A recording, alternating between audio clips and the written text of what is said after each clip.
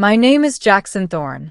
I lived on Ravian 5, a mining moon where nothing exciting ever happened, unless you considered rock dust storms and malfunctioning loaders exciting. The night everything changed, I was repairing a power relay on the southern ridge. The sky was unusually clear, the stars bright, the silence peaceful. Then the sky tore open. A silver-blue streak ripped through the clouds, trailing fire. It screamed across the horizon, breaking apart as it fell, metal shards scattering like burning snow. A crash thundered across the ridge. I froze. Then instinct took over. I sprinted toward the impact site, boots sliding over gravel. My lungs burned by the time I reached the crater. Smoke billowed. Flames licked broken metal. And at the center, half buried in dust, was a vessel unlike anything I'd seen. Not human. Not mining tech. Not even military. And then I saw her. A woman, tall, elegant, wrapped in torn silver armor, struggling to crawl out of the wreckage. Her skin glowed faintly gold under the firelight. A thin silver crown hung crooked on her head. Her eyes, sharp, luminous turquoise, locked onto mine. She lifted a trembling hand. "You," her voice cracked. "You must leave." I hurried to her. "You're injured. I'm taking you to the outpost." She grabbed my wrist with surprising strength. "No." "They're coming." "Who's coming?" Her gaze flicked to the sky. "Hunters." She collapsed before I could ask more. I lifted her onto my back and carried her out of the crater. Whatever she was, whoever she was, she needed help. And I wasn't about to leave her to die. The stranger in my cabin. My cabin was a tiny structure buried in the rock fields, a leftover housing unit from when Ravian 5 was still a thriving mining colony. I laid her on my cot and began treating her wounds. For someone who looked fragile, her body was tough. Golden blood oozed from cuts. Her breathing was slow but steady. I removed what remained of her armor piece by piece. She woke when I touched her shoulder. Her eyes snapped open, glowing brighter than before. Her hand shot out and seized my throat. "Hey." I choked. "I'm trying to help." She blinked, disoriented. Her grip loosened. "You saved me," she murmured. I nodded. "Found you in the crater. I'm Jackson." She studied me as if analyzing every molecule in my body. At last she said softly, "I am Queen Arinia of the Solaris Dominion." I froze. "Queen? Like actual queen?" "Yes." Her lips curved faintly. "Your reaction is appropriate." I stepped back, stunned. A queen. A real alien queen in my broken-down cabin. "What were you doing flying alone?" Her eyes darkened. "I was fleeing." "From who?" "From those who wish to wear my crown while my body grows cold." That sent a chill down my spine. "So, assassins?" "Assassins," she confirmed. "Rivals. Betrayers. Enemies cloaked as allies." She exhaled shakily. "And now they will come here." I rubbed my face. "Well, that's fantastic. I live in a metal shack built 50 years ago. Not exactly a fortress." Her gaze softened. "You should not have saved me. It places you in danger." "Yeah," I said. "Well, too late."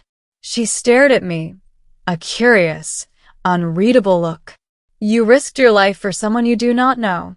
Maybe you needed someone too," I said. "And maybe I was there." She didn't respond, but the glow in her eyes softened to something warm, something grateful. The hunters arrive. The first attack came at dawn. A deafening blast rattled my cabin. The entire front wall shuddered. Dust rained from the ceiling. Arinia rose instantly, despite her injuries. "They've found me." 3 black ships descended on the ridge, sleek, predatory craft that moved like shadows. I grabbed a mining cutter. It wasn't a weapon, but it was better than nothing. Arinya extended her hand. Golden energy flared across her palm. Stay behind me. With respect, Your Majesty, I don't take royal orders. She gave me a sharp, irritated look, then smirked. Very well. Stay close, then. The first squad landed, armored figures wearing obsidian masks. They moved with perfect synchronicity, weapons raised. Queen Arinya, one of them announced. Your reign ends today. Arinya stepped forward, chin high. Come then, she said. Claim my crown if you can. Light erupted from her. A shockwave of golden force blasted outward, throwing the assassins backward. But there were too many. More ships landed. More shadows approached. We can't fight them all, I yelled. No, she agreed. We run. She gripped my hand, warm, strong, unyielding, and pulled me into the crawler parked behind my cabin. Drive, she commanded. I thought you said you don't give orders. This time, she said, you should listen. I floored the engine. We sped into the canyon, assassins firing behind us. Laser fire lit the sky. The crawler rattled violently on the uneven ground.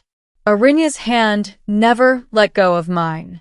Her golden eyes watched the horizon, fierce and focused. If we reach the caverns, she said, I can call for help. And if we don't, then we die. Not the most comforting answer. She smiled faintly. You wanted honesty. The caverns of echoed light. The caverns were ancient, massive tunnels carved by glowing mineral rivers beneath Ravian. 5. I'd explored them many times, but never while being hunted by elite assassins. We abandoned the crawler at the entrance and ran inside. The air shimmered with bioluminescent crystals. Our footsteps echoed. Then Arinya stopped. She placed her hand on a glowing stone wall. Energy rippled outward. A hidden door slid open. You have a secret base inside the planet? I asked. She shrugged elegantly. A precaution. Royalty must always prepare for betrayal. Inside, a circular chamber glowed with golden light. In the center lay a pedestal holding a crystal sphere. Arinya approached it. If I activate this beacon, my loyalists will come for me. Good, I said. Do it. She hesitated. Jackson, there is something you should understand. That sounds like royal talk for bad news. She smiled softly. The moment I send the signal, I will be taken away, returned to the capital, surrounded by guards, duty, and those who expect me to marry for alliances. My stomach tightened.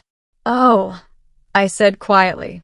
She stepped toward me, closer than before. You saved me, she whispered. Not as a soldier, not as a subject, but simply as a man. Her eyes glimmered. And I do not wish to leave without telling you what that means. I swallowed hard. Arinya, she touched my cheek gently. Let me say this before the galaxy takes me back. Her lips parted, but the cavern shook violently. The assassins found us. Arinya's eyes flashed with fury. We finish this, she said. Middle, the battle in the glowing cavern. The assassins poured in, dozens of them, shadows moving with lethal purpose. Arinya stepped in front of me, energy swirling around her. You will not harm him, she declared. They fired. She raised both hands. A dome of golden energy erupted around us, deflecting every blast. The cavern lit up like a supernova. Crystals cracked. The air hummed with raw power. But Arinya staggered. Arinya. I grabbed her arm. I can hold it, she whispered. But not for long. I looked around. My eyes landed on the crystal stalactites above the assassins. They were massive and unstable. Drop the shield, I said. She stared at me. Are you mad? Trust me. For a heartbeat, she hesitated. Then she lowered the shield. The assassins raised their weapons. I fired the mining cutter at the ceiling. The beam sliced through the crystals. The cavern shook, and hundreds of glowing shards rained down, crushing half the assassins and forcing the others to retreat. Silence followed. Dust settled. Arinya turned to me, wide-eyed. You saved me this time. I shrugged, breathless. Fair trade. Her gaze softened in a way that made my pulse race. But then she grew distant. This doesn't change what must happen next, she said, voice trembling. I must activate the beacon. Right, I murmured. Duty calls. But something in me twisted painfully at the thought. And something in her seemed just as conflicted. She turned to the pedestal, slowly, reluctantly. Her hand hovered above the crystal sphere. This signal will bring my people, she whispered, and take me back to a life where you cannot follow. I swallowed hard. If that's what you want, I won't stop you. She closed her eyes and pressed her hand to the sphere. Golden light exploded upward, spiraling through the cavern ceiling and into the sky. It is done, she said quietly. The beacon was lit. Her rescue was guaranteed. And my time with her was over, ending what she chose. We waited outside the cavern entrance, watching the sky. A royal cruiser descended, massive, ornate, glowing with the power of 1,000 stars. Arinya exhaled shakily. They are here. I guess this is goodbye, I said softly. She didn't respond. Soldiers descended, kneeling before her. Your Majesty, their captain said. We feared the worst. Arinya stood tall, regal, composed. But her eyes kept drifting back to me. A soldier stepped toward her. Your ship awaits. We will return you to Solaris Prime immediately. Arinya looked at him, then at me, then at the bracelet of crystal dust she'd taken from the cavern. Her jaw tightened. No. The soldiers froze. No, the captain echoed, stunned. Arinya lifted her chin. I am alive because of him, she declared, and I will not leave him behind. Your Majesty, the captain protested. The crown demands. I, she said firmly, am the crown. Silence swept across the ridge. Arinya stepped toward me, slowly, deliberately, until she stood inches away. Her voice softened. The galaxy expects me to return to my throne, she whispered. To obey tradition. To forget this world, forget you. Her hand trembled as she reached for mine. But I will not. I swallowed hard. Arinya, you don't have to choose me. She smiled, warm, radiant, and heartbreakingly real. I know, she whispered, but I want to. My chest tightened. And now, she said, lifting my hand to her lips, you stand with me. But I'm just. You are the man who risked everything for me, she said, who saw me not as a queen, but as a person.